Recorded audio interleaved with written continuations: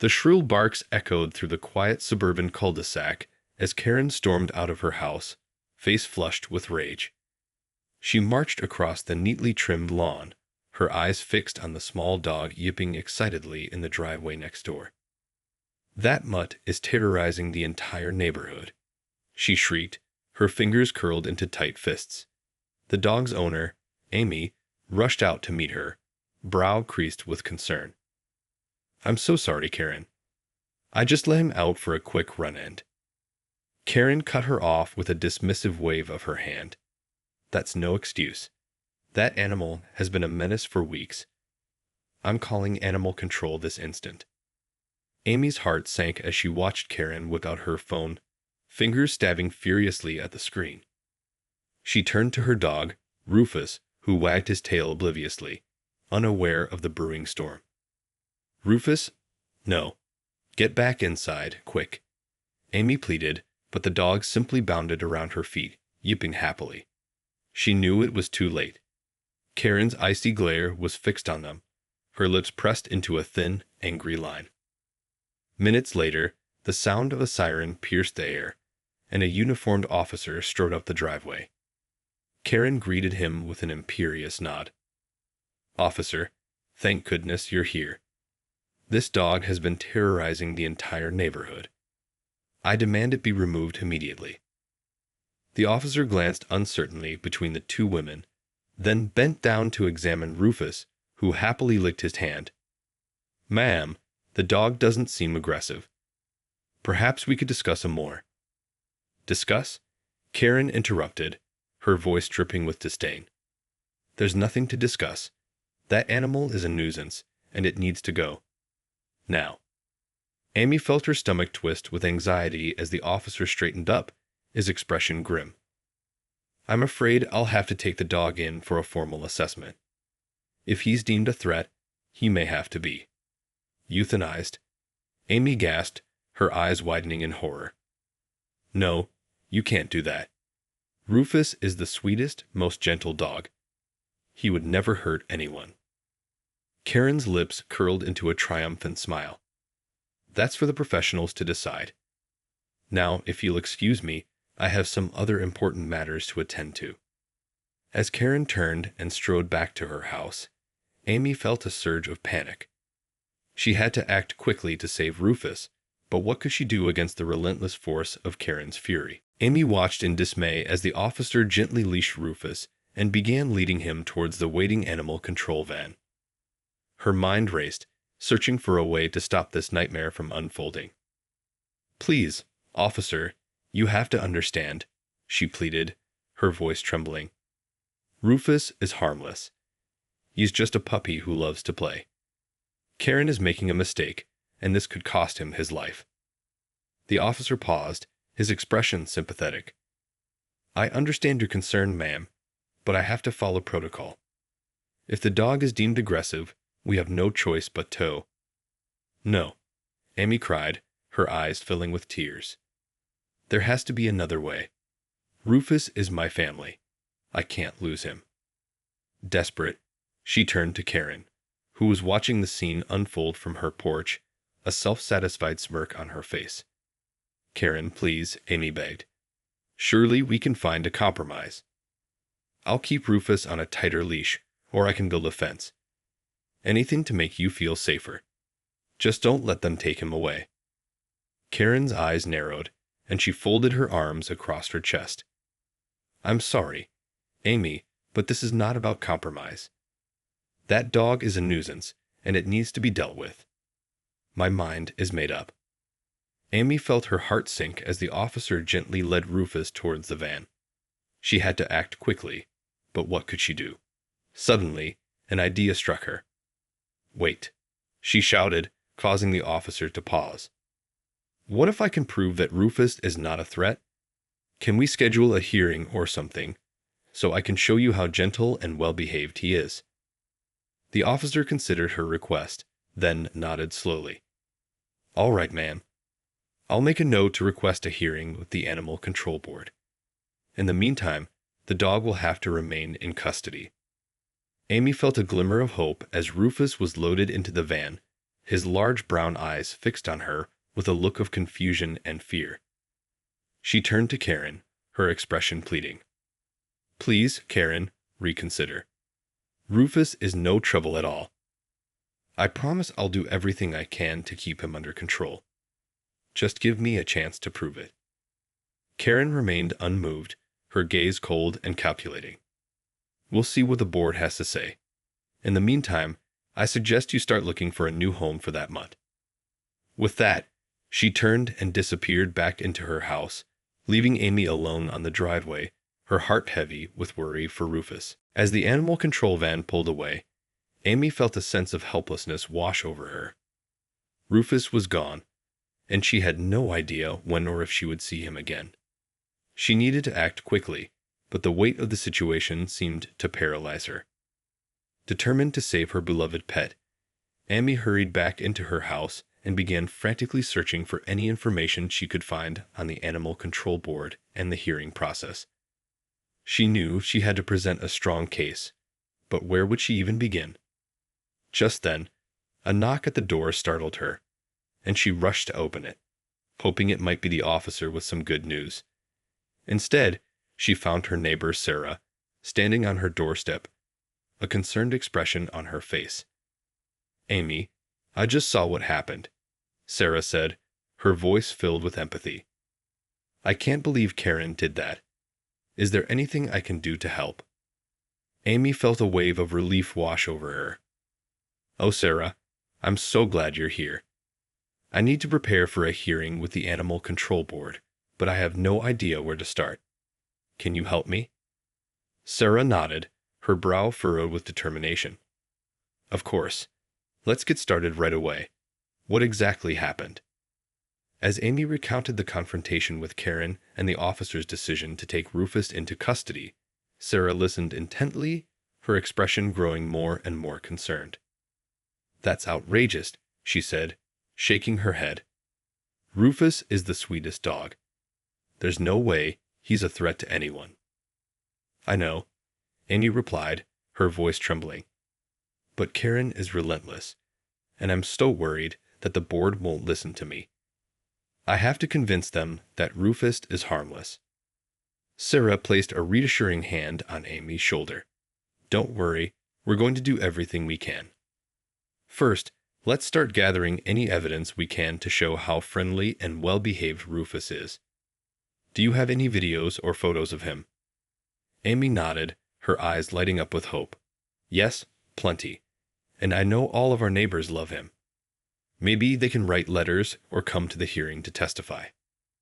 "Excellent idea," Sarah said, her own determination growing.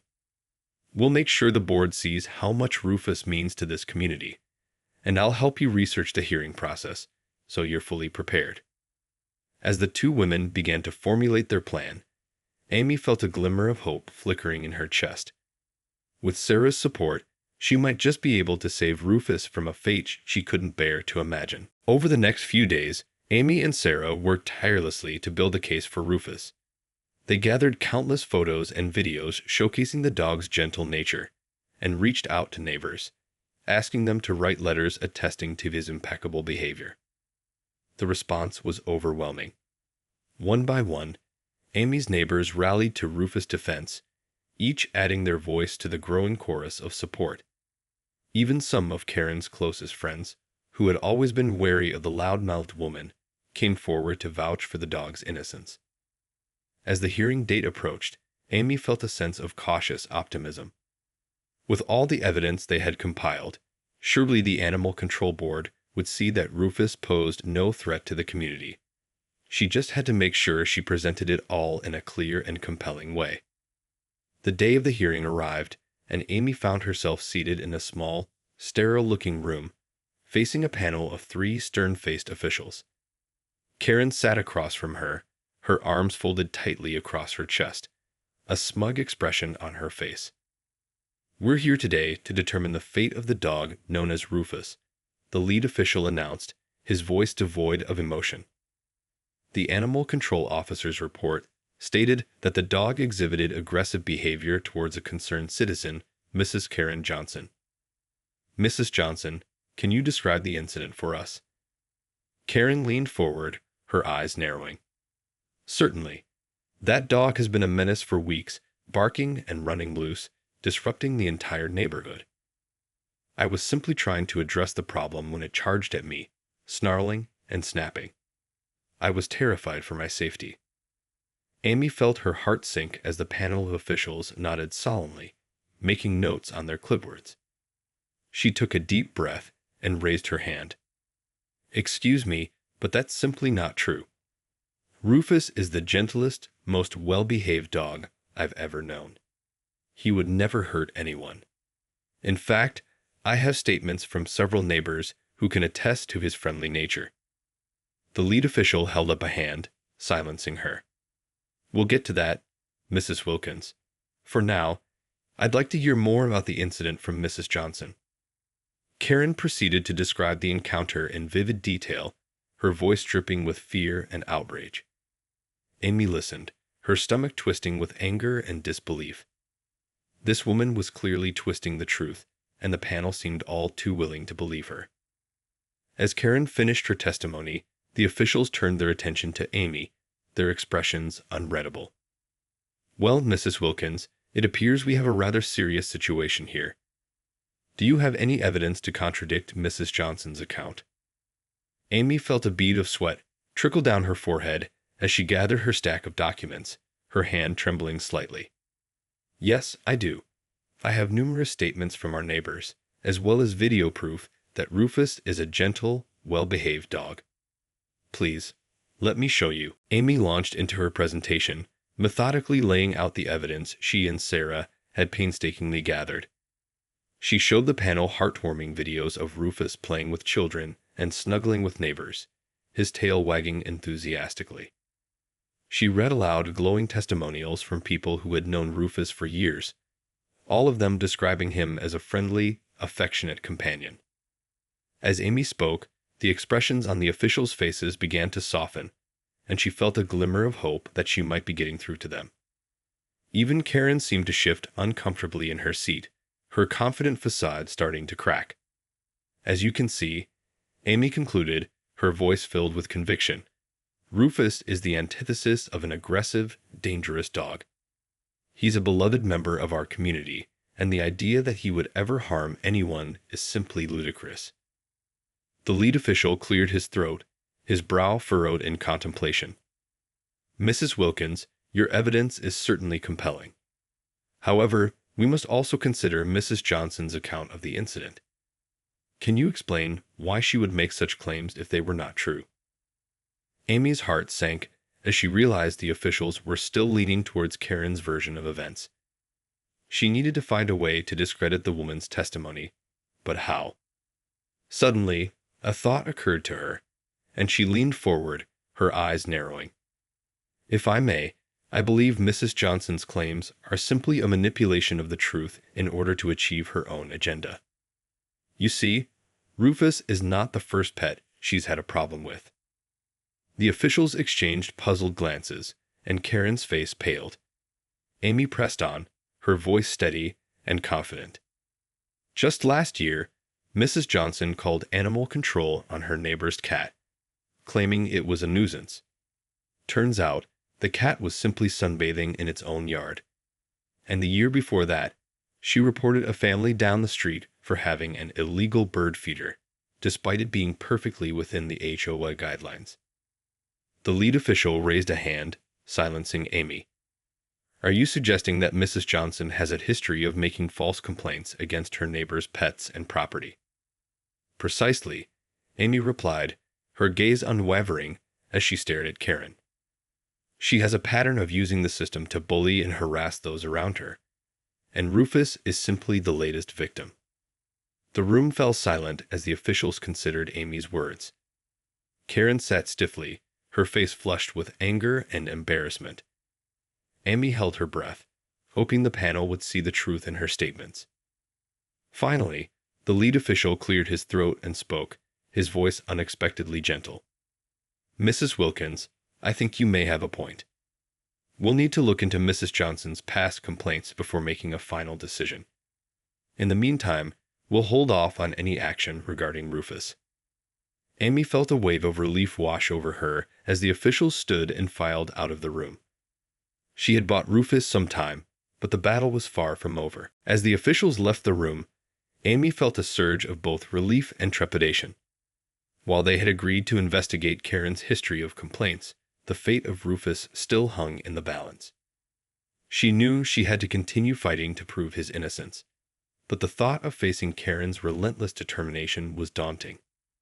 Sensing Amy's unease, Sarah reached over and gave her hand a reassuring squeeze. "You did great in there, Amy. I think the panel is starting to see through Karen's lies." Amy nodded, but her brow was still furrowed with worry. "I hope so, Sarah. But you know how stubborn Karen can be. I'm sure she's not going to let this go without a fight." Just then, the door burst open, and Karen stormed into the room, her face twisted with fury. "What the hell do you think you're doing, Milkins?" she spat, her eyes blazing. Amy straightened her spine, refusing to back down. "I'm simply presenting the truth, Karen. You can't keep using the system to bully your neighbors." Karen's lip curled in a sneer. "Oh, I can, and I will. That mud of yours is a menace, and I won't rest until it's gone. Mark my words, I'll make sure the board sees you for the irresponsible dog owner you are." "I'm not the irresponsible one here, Karen," Amy retorted, her voice steady despite the pounding of her heart. "You're the one who's been abusing your power in this community for years. Everyone's seen it, and now the board will too." Karen's eyes narrowed, and she leaned in, her voice dripping with venom. "We'll see about that. I have friends in high places, Wilkins. You and that dog of yours are finished." With that, she whirled around and stormed out of the room, the door slamming behind her. Amy felt her knees go weak, and she sank back into her chair, letting out a shaky breath. "Don't let her get to you, Amy," Sarah said, placing a comforting hand on her shoulder. "We've got the truth on our side, and the board is already starting to see through her lies." Amy nodded, but the fear in her eyes was undeniable. "I know, but Karen is relentless. She's not going to stop until she gets what she wants, and I'm terrified that she'll find a way to make it happen." Sarah squeezed Amy's hand, her expression resolute. "Then we'll just have to be more relentless. We'll keep fighting, Amy, no matter what. Rufus is counting on us, and we're not going to let him down." Amy felt a surge of determination rise within her. She knew Sarah was right. Giving up was not an option. For Rufus, she would do whatever it took to prove his innocence and keep him safe from Karen's wrath. With a new sense of purpose, Amy stood up, her eyes narrowed with determination. "You're right, Sarah. We're not going to let Karen win. Let's get to work on the next phase of our plan." In the days that followed the hearing, Amy and Sarah worked tirelessly to gather even more evidence to support Rufus' case. They combed through old records, uncovering a long history of Karen's complaints against her neighbors, each one more petty and vindictive than the last. Armed with this new information, the duo began reaching out to local news outlets, hoping to shed light on Karen's pattern of abuse and the injustice being done to Rufus. To their delight, several reporters were eager to cover the story, intrigued by the contrast between Karen's self-righteous facade and the ugliness of her true character. As the media coverage began to build, Amy and Sarah could sense the tide turning in their favor. Neighbors who had previously been too intimidated to speak out against Karen now came forward, emboldened by the growing outrage. Even some of Karen's close friends began to distance themselves, disgusted by the lengths she was willing to go to in order to get her way. The Animal Control Board, faced with mounting public pressure and the damning evidence against Karen, had no choice but to take a closer look at Rufus' case. They scheduled a second hearing, and this time, Amy and Sarah felt cautiously optimistic. As the hearing commenced, the lead official cleared his throat and addressed the room. After thoroughly reviewing the evidence presented by both parties, as well as investigating Mrs. Johnson's history of complaints, we have come to a decision regarding the fate of the dog, Rufus. Amy held her breath, her heart pounding in her chest. She could feel Karen's eyes boring into her, but she refused to look away, determined to face whatever verdict was handed down. It is the finding of this board, the official continued, that Mrs. Johnson's claims of aggressive behavior by the dog were, in fact, fabricated. The overwhelming testimony and evidence presented by Mrs. Wilkins clearly demonstrates that Rufus is a gentle, well-behaved animal who poses no threat to the community. A collective sigh of relief swept through the room, and Amy felt tears of joy prick at the corners of her eyes. Rufus was safe, and Karen's cruel campaign had been exposed for the sham it was. The official raised a hand, silencing the murmurs of the crowd. Furthermore, we've decided to issue a formal reprimand to Mrs. Johnson for her abuse of the animal control system and her pattern of harassment towards her neighbors. Any future complaints filed by her will be subject to heightened scrutiny. Karen's face flushed with fury, and she leaped to her feet, her fists clenched at her sides. This is an outrage. I demand a new hearing, one that isn't tainted by this nonsense. The official leveled a stern gaze at her, his voice unwavering. The decision of this board is final, Mrs. Johnson. I would advise you to accept it gracefully and refrain from any further attempts to harass your neighbors or their pets. With that, the hearing was adjourned, and Amy found herself swept up in a flurry of hugs and congratulations from her relieved neighbors. As she embraced Sarah, she felt a weight lift from her shoulders, replaced by a profound sense of relief and gratitude. Rufus was safe, and Karen's reign of terror had finally come to an end. In the aftermath of the hearing, the community rallied around Amy and Rufus, showering them with support and celebration. Neighbors who had previously kept their heads down now openly expressed their gratitude for Amy's courage in standing up to Karen's bullying. Even the local media outlets, which had eagerly covered the story, continued to follow up, highlighting the board's decision and Karen's subsequent fall from grace. The once feared HOA president found herself ostracized by her peers, her reputation as a petty tyrant permanently tarnished. As for Rufus, he was greeted with a hero's welcome when he was finally returned to Amy's home, his tail wagging excitedly as he bounded around the yard, drinking in the affection of the surrounding crowd. Amy held him close, tears of joy streaming down her face, overwhelmed by the outpouring of love and support. In the days that followed, life in the neighborhood began to return to a sense of normalcy. Karen, thoroughly humiliated and stripped of her power, kept a low profile, her once intimidating presence reduced to a mere shadow. Amy and Rufus, on the other hand, found themselves the toast of the community, their bond stronger than ever. One sunny afternoon, as Amy and Rufus strolled through the park, they encountered Sarah, who greeted them with a warm smile. "I'm so proud of you, Amy," she said, giving Rufus a gentle pat on the head. "You stood up to that bully and won, and it's all because of your unwavering love for Rufus." Amy nodded, her expression serene. "I couldn't have done it without you, Sarah. You were there for me every step of the way, and I'll never forget it." Sarah chuckled and waved a dismissive hand. "Nonsense. You're the one who put in all the hard work. I just provided a little moral support." The two women fell into a comfortable silence, watching as Rufus chased after a squirrel, his tongue lolling happily. After a moment, Amy turned to her friend, her eyes shining with gratitude. "You know, I still can't believe we pulled this off. Rufus is safe, and Karen's reign of terror is finally over. It feels like a dream." Sarah nodded, her own eyes reflecting the joy of the moment. "It is, isn't it? But dreams can become reality, especially when you have the courage to fight for what's right." She paused, a mischievous grin spreading across her face. "And I have a feeling this is just the beginning for you and Rufus." Amy laughed, her worries and fears now a distant memory. "You're probably right. Who knows what adventures await us next?" As they continued their stroll, Amy couldn't help but feel a sense of renewed optimism for the future. With Rufus by her side and a community of supportive neighbors behind her, she knew that no matter what challenges lay ahead, she would be ready to face them head-on.